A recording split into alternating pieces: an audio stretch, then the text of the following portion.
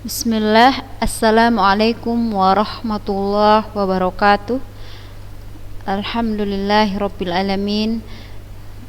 Segala puji bagi Allah Subhanahu wa taala yang telah memberikan kita begitu banyak nikmat sehingga pada hari ini kita masih diberikan kesempatan untuk bertemu kembali pada pembelajaran daring kita ya, Ananda sekalian, anak kelas 10. Apa kabar anak-anak ustazah? Saya yakin Anda semua dalam keadaan sehat walafiat ya. Selawat salam mari senantiasa kita sampaikan ke junjungan kita Nabi besar Muhammad sallallahu alaihi wasallam. Mudah-mudahan kita mendapatkan syafaatnya di hari akhir kelak nanti ya, Allahumma amin. Anak-anak ustazah yang ustazah banggakan, kita lanjutkan kembali materi pembelajaran kita. Namun sebelumnya kita mau memurojaah kembali tentang konfigurasi elektron. Konfigurasi elektron yang kita bahas kali ini adalah konfigurasi elektron dari siapa? Bohr, dan juga konfigurasi elektron dari Erwin Schrödinger atau mekanika kuantum. Nah, biar ustazah buat di sini sedikit rangkumannya. Konfigurasi elektron, ya, konfigurasi elektron yang pertama dari Bohr, di mana kan dia mengatakan bahwa atom itu memiliki inti atom dan juga kulit atom, itu kan, di mana di dalam inti atom itu terdapat proton dan neutron, sedangkan di kulit atom itu terdapat elektron, gitu kan. Namun ada berapa elektron nih yang ada pada kulit pertama, ada kulit kedua, gitu kan. Kata si Bohr, kulit pertama itu namanya K, kulit kedua L, kulit ketiga M, dan seterusnya. Ya. Jadi yang mau kita tanyakan di sini adalah pada kulit K ada berapa elektron, pada kulit L ada berapa, dan seterusnya. Kata Bohr, jumlah elektron yang ada pada setiap kulit maksimumnya itu adalah sebesar 2n kuadrat, di mana N adalah nomor kulit, ya kan? Nomor kulit. Nah, sedangkan kalau konfigurasi elektron berdasarkan teori atom modern atau teori mekanika kuantum, ya, teori mekanika kuantum. Bagaimana katanya? Dia mengatakan bahwa memang benar atom itu terdiri dari inti atom yang berisi proton dan neutron, akan tetapi di kulit itu memang ada elektron, akan tetapi dia posisinya kita tidak bisa menentukan ada berapa gitu. Jadi dia dikatakan asas ketidakpastian, nggak tahu dia sebenarnya di mana posisi elektronnya dan berapa gitu. Jadi asas ketidakpastian namanya. Nah, jadi kalau untuk menentukan konfigurasi elektronnya pada mekanika kuantum, kita menggunakan yang namanya subkulit. Kalau konfigurasi elektron Bohr kita menggunakan kulit. Kalau mekanika kuantum subkulit. Kalau teori Bohr itu menggunakan kulit K sebesar 2n kuadrat, berarti 2 kali 1 kuadrat sama dengan 2, gitu kan. Kulit L berarti kulit kedua, 2 kali 2 pangkat 2 sama dengan 8. M 2 kali 3 pangkat 2 sama dengan 18.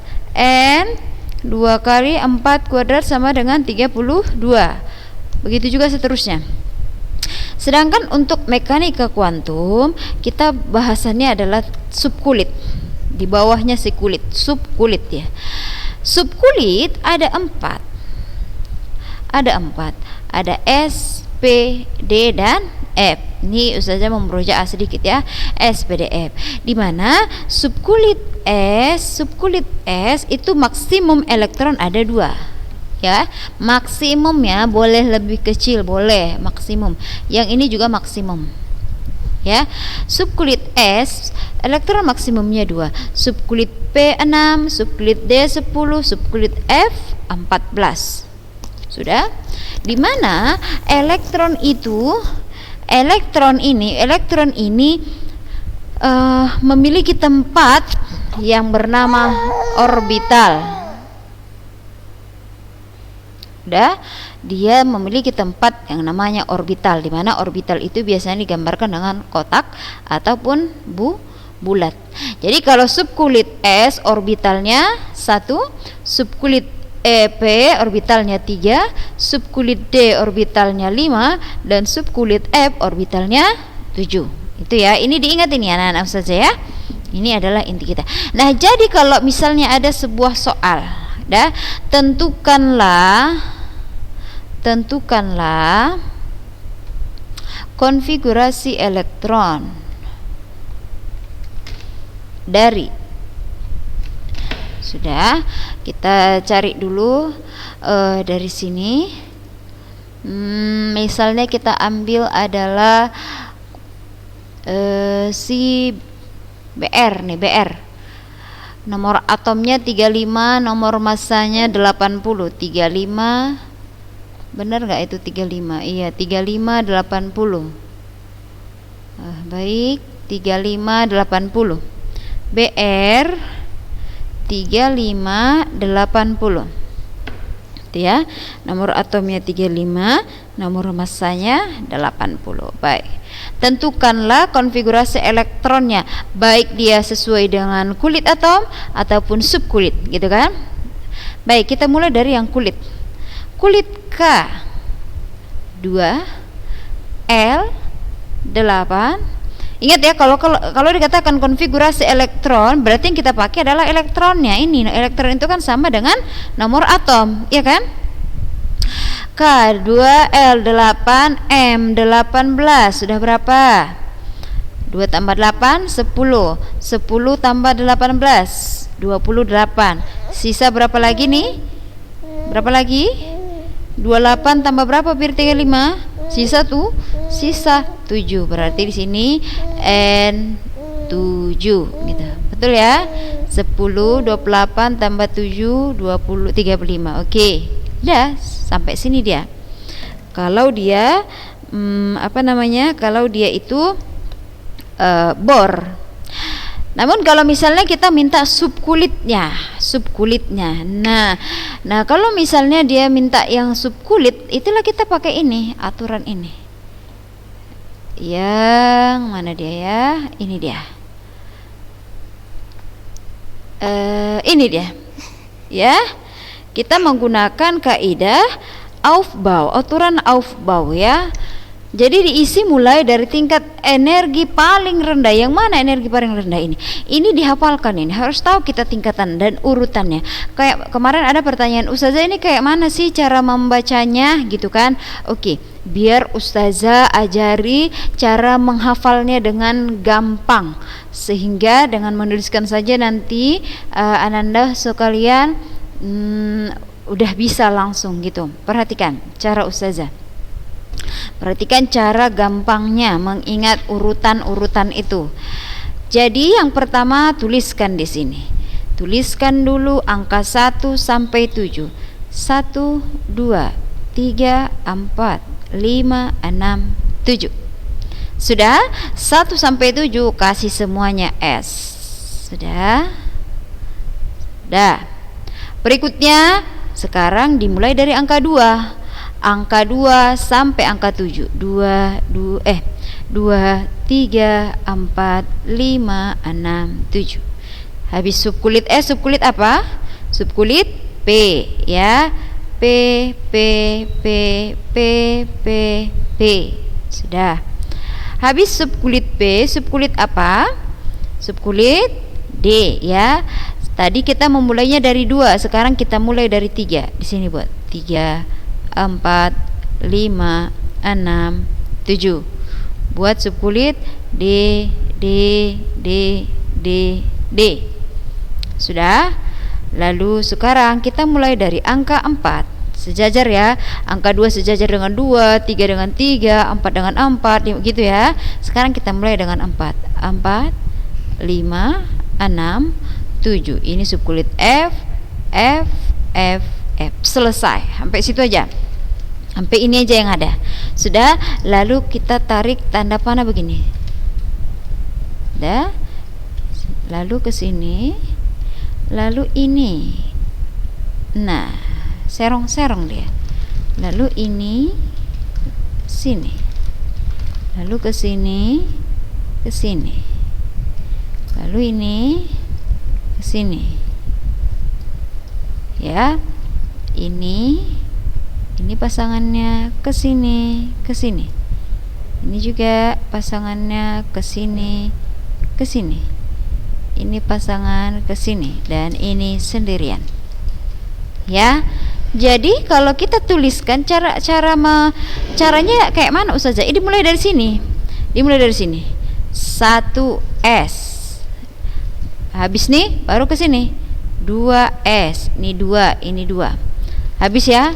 Lalu kita ke atas 2P, lalu 3S2, lalu balik lagi ke sini 3P 6, lalu 4S2, baru balik ke sini 3D10, 4P 6, 5S2, baru balik lagi ke atas 4D10, 5P6, 6S2, baru balik lagi ke sini 4F14, 5D10, 6P6, 7S2, 4F, gitu seterusnya, 5F dan seterusnya seperti itu ya. Paham ya anak-anak saja ya.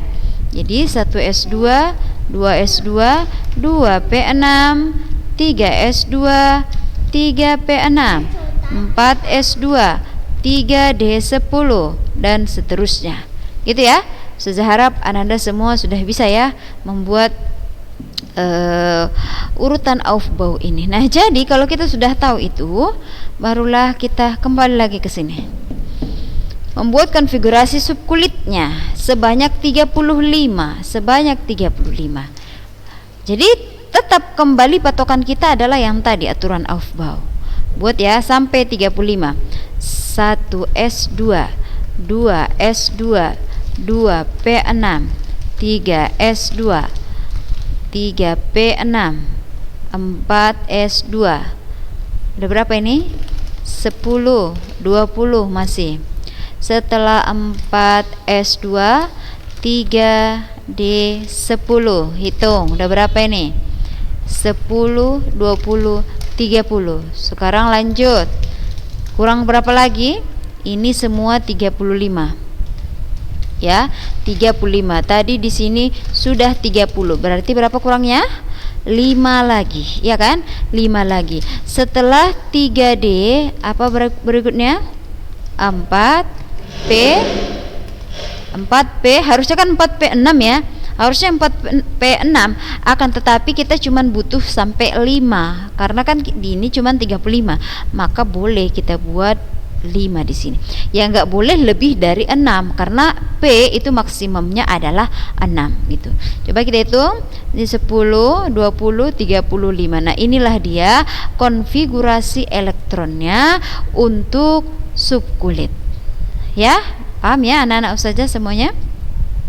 Nah, jadi dari konfigurasi elektron ini sebenarnya banyak pemanfaatannya ya. Dari konfigurasi ini kita juga bisa menentukan posisi unsur. Jadi misalnya nih kalau ada ustazah kayak seperti ini, brom nomor atom 35, nomor massa 80. Di tabel periodik posisi unsur ini di mana? Di mana itu maksudnya nanti ini kita akan mempelajari di bab berikutnya. Sebenarnya kita akan mempelajari ini tabel periodik ini, ada satu bab khusus pembelajarnya, bahwa tabel periodik ini ada namanya golongan.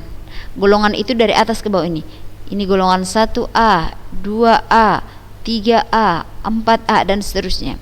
Lalu ada namanya periode. Periode 1. Periode itu dari kiri ke kanan. Periode 1, periode 2, periode 3 dan seterusnya sampai periode 7. Gitu ya. Nah, jadi dari konfigurasi tadi kita bisa menentukan di mana posisi unsur tanpa melihat tabel ini.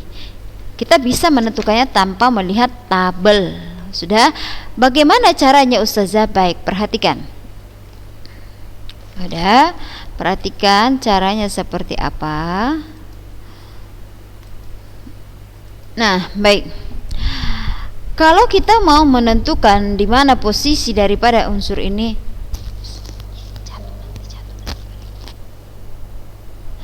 caranya adalah kita harus mencari tahu yang mana namanya elektron valensi. Minggu lalu sudah ada kita singgung sedikit ya. Elektron valensi itu apa? Elektron valensi itu adalah elektron yang ada pada posisi paling luar. Yang mana itu? Perhatikan.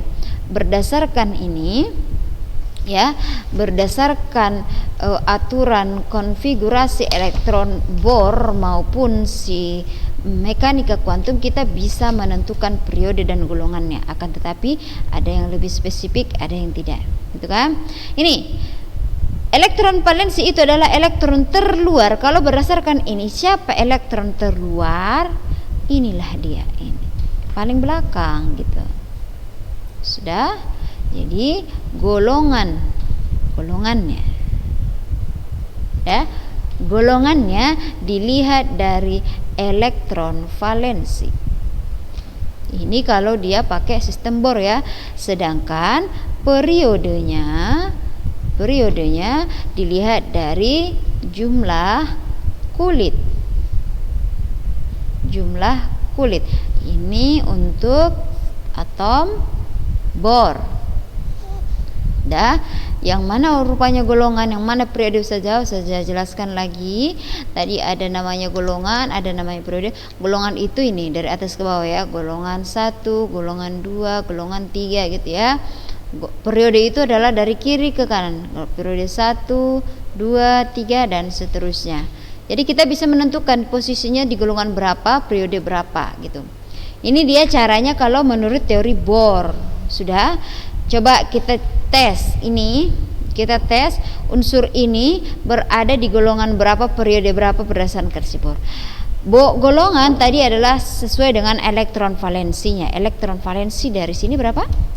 7. Berarti si Br itu adalah golongan 7. Periode, sedangkan periode bisa kita tentukan dari jumlah kulit, gitu kan? Jumlah kulit. Mana jumlah kulit itu, yang mana maksudnya ini? Kulit K, kulit L, kulit M, kulit N. Sudah, jumlah kulit. Jumlah kulitnya ada berapa? Ada 4. Berarti dia ini adalah periode 4. Jadi unsur Br berada pada golongan 7 periode 4 gitu. Ya. Terus Ustazah, kalau berdasarkan ini kita bisa nggak menentukan golongan dan periode? Bisa sekali ya anak-anak Ustazah ya. Nah, kalau berdasarkan teori Bohr, golongan itu adalah elektron valensi. Kalau pada mekanika kuantum juga sebenarnya adalah sama ya. Pada mekanika kuantum sebenarnya hampir sama. Yang mana samanya Ustazah? Jadi golongan itu adalah elektron valensi, elektron paling luar. Akan tetapi karena ini adalah pada subkulit maka yang dikatakan elektron valensi itu adalah elektron yang memiliki bilangan kuantum utama paling besar. Apa pula itu saja bilangan kuantum utama? Oke, ini maksudnya angka-angka ini 4, 3, 4, 3 itu namanya bilangan kuantum utama. Jadi berdasarkan ini, siapa yang paling besar bilangan kuantumnya? Angka berapa? Angka 4 ya kan? Angka 4 adalah angka yang paling besar bilangan kuantumnya. Tapi saja ada 2 pula Betul. Kalau ada dua-duanya jumlahkan. Ya, kalau ada dua-duanya jumlahkan, maka golongannya adalah 2 tambah 5. 2 tambah 5 golongan 7. Sama kan dengan ini kan? Sama ya. Periodenya ditentukan dari kuantum utamanya itu sendiri. Berapa? 4. Bukan 4 tambah 4 ya, bukan. Berapa bilangan kuantum utama paling besarnya? 4 ya. Berarti itulah periodenya. Periode 4. Sama ya. Golongan 7 periode 4, golongan 7 periode 4. Itulah dia penentuan golongan dan periode berdasarkan teori atom Bohr dan juga teori mekanika kuantum.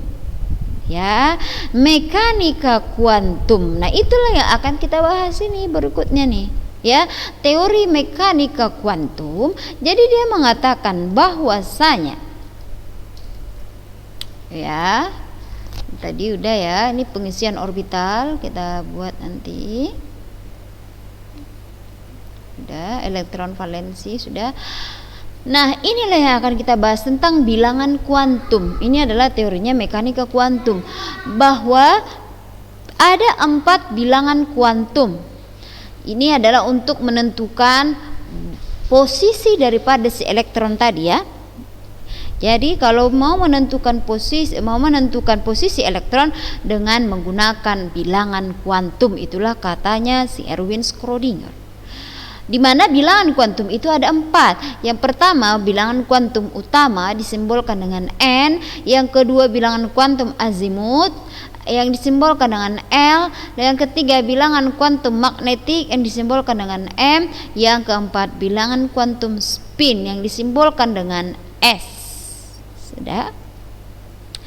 Baik, kita lanjut satu persatu. Apa itu bilangan kuantum utama? Sudah Ustazah singgung tadi. Yang dikatakan dengan bilangan kuantum utama itu adalah menyatakan posisi elektron dalam kulit atom, menjelaskan jarak rata-rata awan elektron dari inti atom, serta menyatakan tingkat energi elektron tersebut. Mana itu Ustazah? Nah, yang tadi nanti kita buat contoh soal biar langsung paham nanti. Yang kedua, bilangan kuantum azimut. Yang bilangan kuantum azimut itu adalah menyatakan subkulit atau orbital, di mana harga bilangan kuantum azimut untuk subkulit S itu adalah 0. Bilangan kuantum azimut subkulit P 1, D 2, F 3. Jadi urutannya SPDF itu adalah 0, 1, 2, 3. Itu untuk bilangan kuantum azimutnya. Ya, untuk bilangan kuantum azimut 0, 1, 2, 3. Itu diingat. Lalu ada bilangan kuantum magnetik, yaitu menentukan orientasi orbital dalam ruangan di sekitar inti atom, yaitu bernilai minus sampai positif. Dan yang terakhir itu adalah bilangan kuantum spin yang menyatakan arah putar elektron terhadap sumbunya sewaktu elektron berputar mengelilingi inti atom, di mana apabila arah panah elektronnya ke atas, berarti bilangan kuantum spinnya adalah positif setengah. Sedangkan apabila arah spinnya ke bawah, maka bilangan kuantum spinnya adalah negatif setengah. Kok susah kali kayaknya ya Ustazah? Tidak, insya Allah tidak. Ya. Example, kita buat contoh. Ada contoh ini. Elektron terakhir pada unsur Y1632 mempunyai harga bilangan kuantum berturut-turut. Elektron terakhir, dia hanya minta elektron terakhirnya ya, hanya elektron terakhir, atau disebut dengan elektron valensi. Satu saja dipilih ya.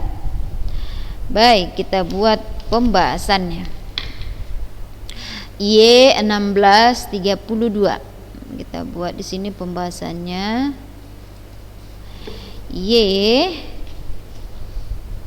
Y1632. Bilangan kuantumnya berurutan berapa katanya gitu. Yang pertama sekali yang kita lakukan adalah kita buat dulu urutan konfigurasi subkulitnya tetap. 1s2, 2s2, 2p6, 3s2, 3p6. Udah berapa nih? 10. Ini 10, ini udah 18. Sini 12. Dah berarti kurang berapa lagi di sini? Berarti 4. Gitu ya. Betul ya? 2 2 4 tambah 6 10 tambah 2 12 tambah 4 16. Pas ya? Lalu dia bilang tadi tentukanlah 4 bilangan kuantumnya untuk elektron terakhirnya. Kalau dia bilang bilangan kuantum untuk elektron terakhir, ambil yang terakhir ya nak ya. Inilah dia yang terakhir, yang paling terakhir. Jangan khilaf ya. Tapi kalau misalnya dari sini dia bilang tentukan periode dan golongannya, ya dari tengok bilangan kuantum paling besar ini tambah ini nanti 2 tambah 4 6 gitu nanti ya. Nah, kita kembali lagi, tentukan 4 bilangan kuantum dari elektron paling akhirnya katanya. Berarti dari 3p4. Sudah? Ada 4 tadi bilangan kuantum. Yang pertama adalah bilangan kuantum utama N, yang kedua adalah bilangan kuantum azimut L, yang ketiga bilangan kuantum magnetik, yang keempat bilangan kuantum spin. Sudah? Bilangan kuantum utama adalah, nah ini udah usah jauh kasih tadi bocorannya. Ini yang ada di depan subkulit ini. Berarti berapa bilangan kuantum utamanya? 3. Bilangan kuantum azimut itu memiliki nilai sesuai dengan subkulit yang tadi saya bilangkan, S, P, D, F. Untuk bilangan azimut, S itu azimutnya 0, P itu azimutnya adalah 1, D 2, F 3. Sudah. Sekarang yang diketahui ini subkulitnya subkulit apa? Subkulit P, ya kan? Subkulit P berapa azimutnya? 1. Buatlah di sini L-nya adalah 1. Bisa ya, anak-anak Ustaz ya. Sekarang adalah magnetiknya ya.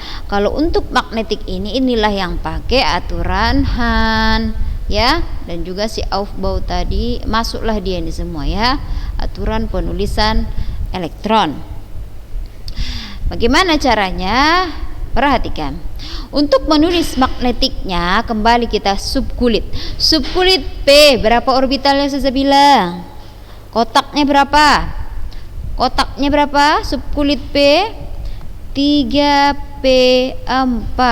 Kotak dari P adalah ada sebanyak 3, ya kan? Buat di sini 3. Sudah? Elektronnya ada 4. Maka isi di kotak ini. Ingat, aturan pengisiannya adalah kita mengisinya atas dulu. Elektronnya dibuat dengan arah tanda panah. Itu tanda elektron ya, arah tanda panah. Cara mengisinya, isi dulu semuanya arah atas. 1, 2, 3. Berarti 3. Sementara kita butuh 4, ya kan? Berarti satu lagi di sini, arah panahnya ke bawah 4 gitu. Sudah habis kan? Pas 4. Sudah. Lalu untuk menentukan magnetiknya, kalau ada seperti ini, mana tengah-tengahnya? Tengah-tengahnya taruh 0. Sebelahnya adalah positif 1, ini negatif 1. Kalau seandainya tadi ini adalah subkulit S, itu adalah kotaknya ada 1 kan? Berarti nanti untuk magnetiknya itu 0 aja. Kalau subkulit P itu kan kotaknya ada 3, ya kan? Jadi taruh 0 di tengah. Di kirinya negatif 1, di kanannya positif 1.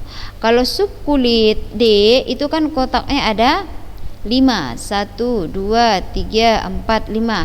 Taruh di tengah-tengahnya 0, tetap sama ya. Lalu buat di sini negatif 1, di sini positif 1. Di sini negatif 2, di sini positif 2. Positif 2, maaf.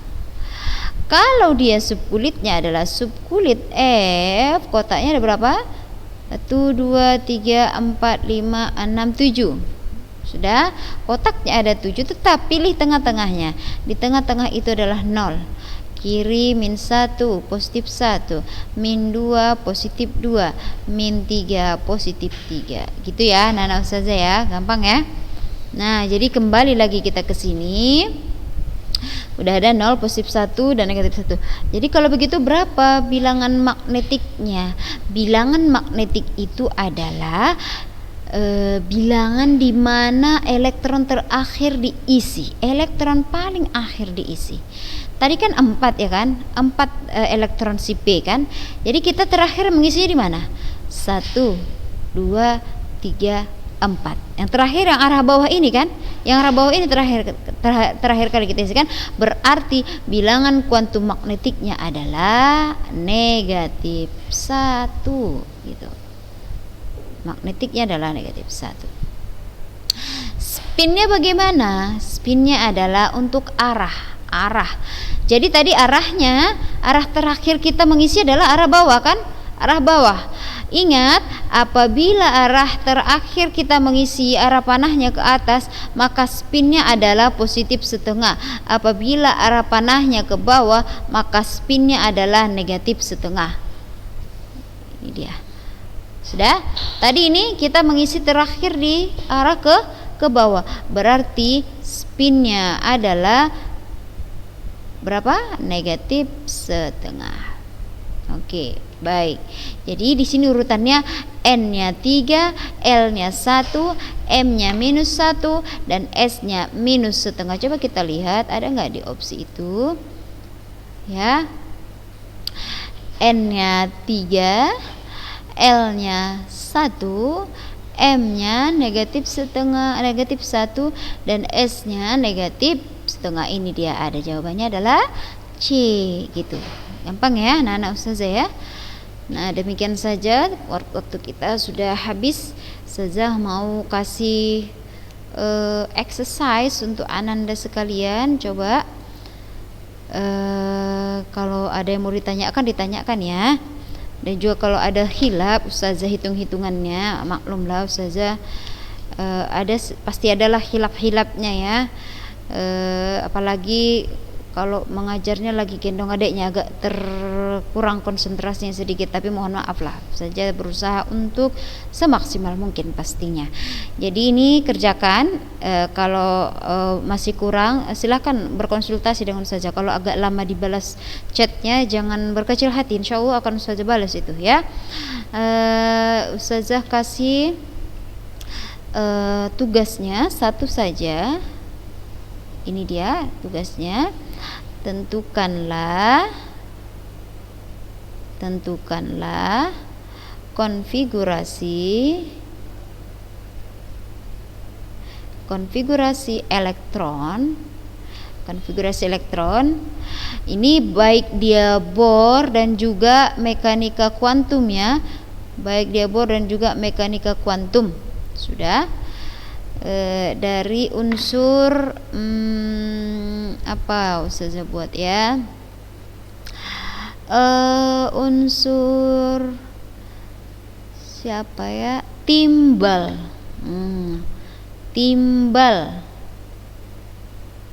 Nah, jadi ini sekalian tugas juga ini.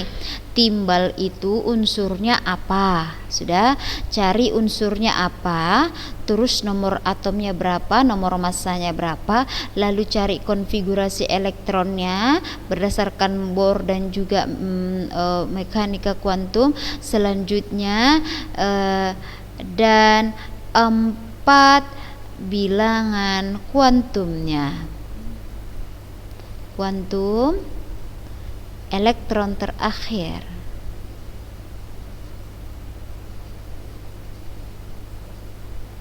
Sama ya, hampir sama soalnya seperti contoh yang saya kasih ya.